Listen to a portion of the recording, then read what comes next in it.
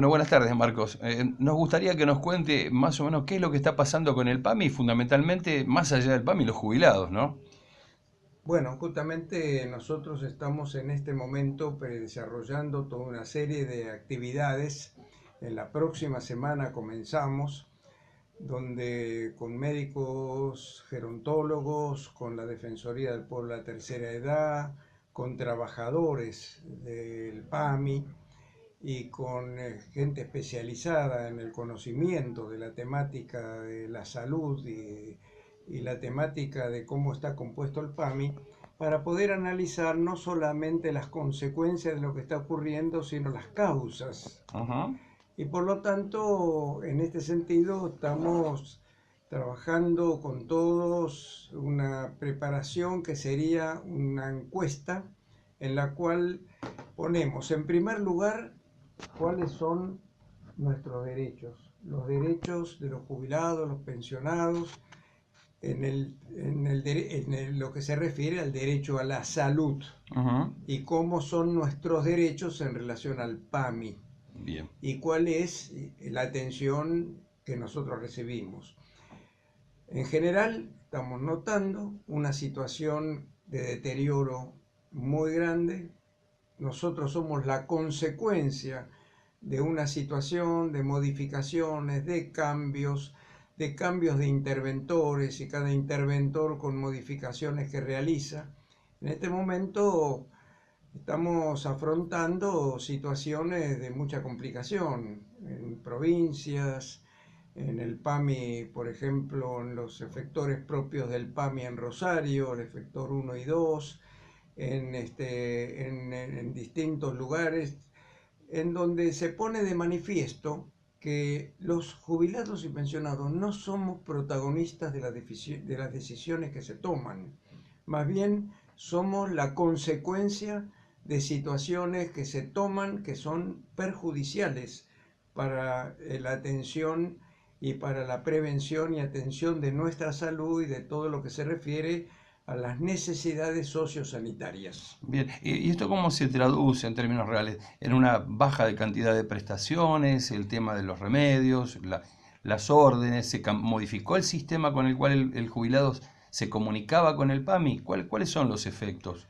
Los efectos son de los más diversos. Ajá. Ha habido un tema, en primer lugar, de modificaciones del Vademecum.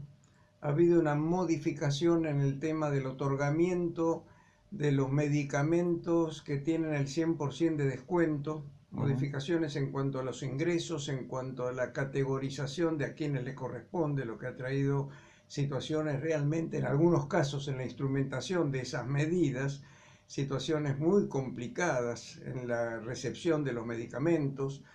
Tenemos una situación de modificación respecto a la atención que tiene que tener el médico de cabecera, la relación del médico de cabecera con todo lo que se refiere a las especialidades.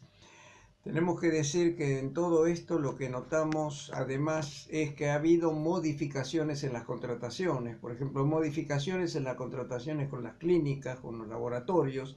Esto ha traído en la instrumentación de estas medidas consecuencias muy serias, ¿Cómo ser? como ser que antes, por ejemplo, había contrataciones con las clínicas por servicios prestados y se cambió por el tema de las cápitas. Ajá. En este cambio ocurrió que en muchos lugares no se aceptó esta situación, no se arreglaron los contratos y esto a jubilados que se atendían permanentemente en el lugar sufrieron las consecuencias de esta situación. Tenemos que agregar a todo esto que hasta el fin del mes pasado estaba pendiente la contratación con las tres grandes cámaras de laboratorios en cuanto a los contratos de los medicamentos. Esto se resuelve, pero quiero decir, y en este sentido, que esto ha traído también consecuencias y también situaciones de angustia. Yo quiero hablar de las situaciones de angustia de los jubilados. ¿Por qué? Cada situación de estas, como ha sido el tema de las pensiones no contributivas, como ha sido el tema de lo que el ANSES reclamaba de las pensiones por fallecimiento, que luego dieron marcha atrás en algunos casos, como el de la pensión por fallecimiento, en las otras quedan cosas pendientes en el tema de las pensiones no contributivas, Aquí, en el PAMI, ya es un tema de la salud, ya es un tema de la atención sociosanitaria, ya es el tema de la atención de personas mayores que requieren una atención domiciliaria, es el tema de los geriátricos. Es decir, es un conjunto de temas cuyas consecuencias estamos afrontando los jubilados como consecuencia de estar esta instituciones, el Instituto Nacional de Servicios Sociales, Jubilados y Pensionados, que lo conocemos como PAMI. PAMI es la prestación asistencial médica integral que ocupa la mayor parte del presupuesto del PAMI. Tenemos que decir que nosotros, esto fue creado en su momento como una entidad pública no estatal. ¿Cómo advierte usted que este nuevo sistema instaurado a partir de Regazzoni, donde se ha sufrido modificaciones, cómo ha impactado, digamos, la cotidianidad del jubilado? ¿Qué aspectos hay que destacar que son nocivos, si se quiere, desde el punto de vista de la salud, ¿no? Bueno, ahora tenemos un nuevo interventor, que es Ajá. Casinotti, que le hace críticas a Regazzoni justamente por la instalación de nuevas gerencias, subgerencias con 170 cargos puestos en el PAMI. Esto lo hace el interventor actual respecto al interventor anterior Ajá. designado por este gobierno, pero el interventor anterior también hizo las críticas a la intervención anterior, ¿no? Donde el interventor Di César está procesado y está imputado por dos temas. Una es por haber cobrado 1.300.000 pesos por vacaciones no tomadas, y también tiene otra imputación por el tema de la utilización de fondos del PAMI en préstamos al Estado a cambio de títulos públicos en momentos donde había situaciones que había que cubrir de muchos jubilados que no podían acceder al sistema del PAMI, y hubo casos de mucha gravedad también. Por lo tanto, estas situaciones podemos decir que cada una de ellas tiene un ingrediente nuevo, pero a la vez las consecuencias que vamos sufriendo los jubilados, que son ya de larga data, quiero decir, en este Ajá. sentido, en nuestra obra social, son cada vez más agudizadas. Por ejemplo, se busca, digamos, normalizar el tema de la situación de los que reciben 100% de descuento de los medicamentos. Y entonces lo primero que se hace es limitarlos sin explicación. Segundo lugar, se busca la explicación y se buscan normas para poder implementar. Pero mientras tanto, la angustia del jubilado que está recibiendo ese medicamento, que ya no lo tiene porque se pone en cuestionamiento toda una situación que debe tener elementos que realmente se pueden considerar de quienes lo recibían, que hubo casos, como decían, que eran dueños de aviones o que eran dueños de embarcaciones y que cobraban ese medicamento al 100%. ¿Qué tiene que ver esto? Nada que ver con la realidad concreta de los millones de jubilados. PAMI tiene más de 5 millones de afiliados. Estamos hablando de la inmensa mayoría de jubilados, pensionados, que se atienden en el PAMI. Esto ha traído una angustia muy grande. Luego se establecieron cuáles son los mecanismos, si tiene que tener una sola propiedad, si tiene que tener un coche con menos de 10 años, si tiene que tener, digamos, qué tipo de ingreso. Es decir, las modificaciones que se hicieron se tenían que haber hecho con toda anticipación, se tenía que haber hablado con claridad, tendríamos que haber participado los jubilados también, que somos los que aportamos toda la vida a esta obra social, en la toma de estas decisiones. ¿Qué nos ocurre? Que se modifica el sistema con los médicos de cabecera, que ahora también se le paga al médico de cabecera de acuerdo también a las atenciones que tiene. Nosotros queremos hablar mucho sobre la atención del médico de cabecera, cómo debe ser el rol del médico de cabecera en relación a su rol cuando manda un jubilado a atenderse, digamos, con un especialista, cuando tenemos que ir y recurrir a especialistas en el sistema que tenemos, y las atenciones pueden ser, uno pide un turno y puede ser a 2 meses, a 3 meses o más tiempo.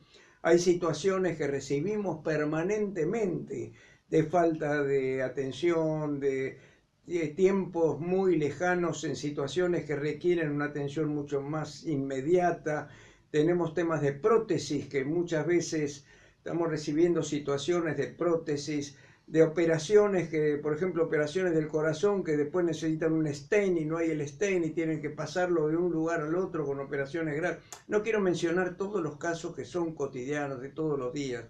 Esto es una realidad que estamos atravesando en una obra social que, para decirlo con claridad, la obra social es una entidad creada en 1971 que se creó por la necesidad de tener una obra social propia. Cuando uno llega a determinada edad y cuanto más necesidades hay de la atención médica, de la atención sociosanitaria, es cuando estamos padeciendo todas estas situaciones. Esto es consecuencia de cambios que se vienen produciendo. Por ejemplo, se modifica el régimen el contrato con las cámaras de laboratorios. Esto hace que en un momento este interventor dice que lo que se hizo anteriormente era muy caro. Nosotros queremos saber los controles, queremos conocer qué es lo que se paga, queremos conocer cuánto se paga, queremos saber qué es lo que realmente esto significa. Estamos hablando de un 32% del presupuesto, un presupuesto de 120.000 millones de pesos, donde una tercera parte de esto prácticamente se está utilizando para el pago de los medicamentos. Queremos saber cómo es la contratación con las clínicas, queremos saber cómo es todo el sistema de ingresos y egresos que no lo tenemos a disposición y que por lo tanto nosotros necesitamos tenerlo porque todas estas situaciones tienen sus consecuencias. Las consecuencias son que cada vez tenemos más dificultades para acceder a los servicios de salud, que cada vez tenemos más dificultades para acceder al tema de los medicamentos con los descuentos correspondientes y en muchos casos se refiere a enfermedades graves en los cuales se requiere, digamos, tiempo para poder obtener. Tenemos enfermos que, por ejemplo, están internados en clínicas con situaciones hasta de enfermedades como cáncer y otras enfermedades graves que tienen que hacer inclusive una serie de mecanismos para poder obtener los medicamentos oncológicos. Es decir, estamos atravesando una situación que se ha ido complejizando mucho en este último tiempo. Cuando usted dice que ustedes no pueden acceder, estaba previsto allá por los inicios del nacimiento del PAMI que los jubilados eran partícipes activos, ¿no? En lo que era el gobierno de esta institución. Esta entidad fue creada en 1971, 71, sí. fue producto de grandes movilizaciones de los trabajadores, de los jubilados, porque había una falta de atención por parte de los jubilados, de los trabajadores en sus propias obras sociales. Fue creada esta institución como una entidad pública no estatal. El PAMI, el Instituto Nacional de Servicios Sociales, Jubilados y Pensionados, fue creado y nosotros hemos presentado un proyecto para que esto se lleve a cabo, que debe ser una entidad pública no estatal, con autonomía económica, financiera, administrativa, es una entidad que debe ser administrada, como fue su origen, por la representación de los trabajadores activos, de los jubilados y del Estado. Originariamente tenía una composición de un directorio de 11 miembros, representando a los jubilados. En nuestro proyecto de ley es con voto directo y secreto, dos a los trabajadores activos, que también de esta misma manera, y dos representantes del Estado como responsables de la seguridad y la salud pública. ¿Esta idea de ustedes no la están escuchando? ¿Alguien se ha hecho eco? ¿Ustedes Bueno, están caminando a esta situación? tenemos que decir acá que hemos presentado el proyecto de ley durante 6 años, perdió 3 veces estado parlamentario. Cada 2 años el proyecto de ley pierde estado parlamentario si no se trata en la comisión respectiva. Sí, sí. Por lo tanto, no se trató, no, es decir, las mayorías existentes no trataron esto y ahora lo que estamos haciendo es una encuesta con los jubilados, juntamente con profesionales de gerontología, juntamente con el defensor del pueblo de la tercera edad, juntamente con trabajadores del PAMI. Estamos preparando una encuesta que vamos a dar a conocer en próximas entrevistas, donde explicitamos los derechos que tenemos los jubilados para la atención que debemos tener en nuestra obra social y también cómo es en cada caso de cada jubilado que recibe esto, cómo es la atención que recibe del médico de cabecera, cómo es la atención que recibe con los medicamentos, cómo es la atención que recibe en el hospital o en la entidad que se atiende, cómo es la atención del especialista, con cuánto tiempo. Es decir, todos estos elementos están en un cuestionario que nosotros queremos con esto establecer un vínculo directo y hacer una, digamos, una evaluación directa de la realidad. Para quien lo ve, Marcos, cualquier jubilado que lo vea a usted se puede hacer eco de esa encuesta llenándola a lo largo de todo el país, a lo ancho de todo el país, y cuál es el tiempo que ustedes van a tener para poder procesar toda esa información y que nos volvamos a encontrar para ver qué está pasando con los jubilados de todas las provincias, incluido Capital, por supuesto. Nosotros nos vamos a dar la próxima semana un encuentro con todos quienes estamos coordinando toda esta labor para darnos en conjunto los tiempos. Vamos a hacerlo, digamos, dentro de un tiempo necesario para la instrumentación. Serán unos meses que nos vamos a dedicar a esto y vamos a volver a conversar no solamente lo que pasa individualmente, no solamente lo que ocurre en una UGL, en una provincia, en una localidad, no solamente lo de grupos, porque vemos que hay grupos en cada lugar, centros de jubilados y demás que sufren esta situación, pero en forma, digamos, puntual.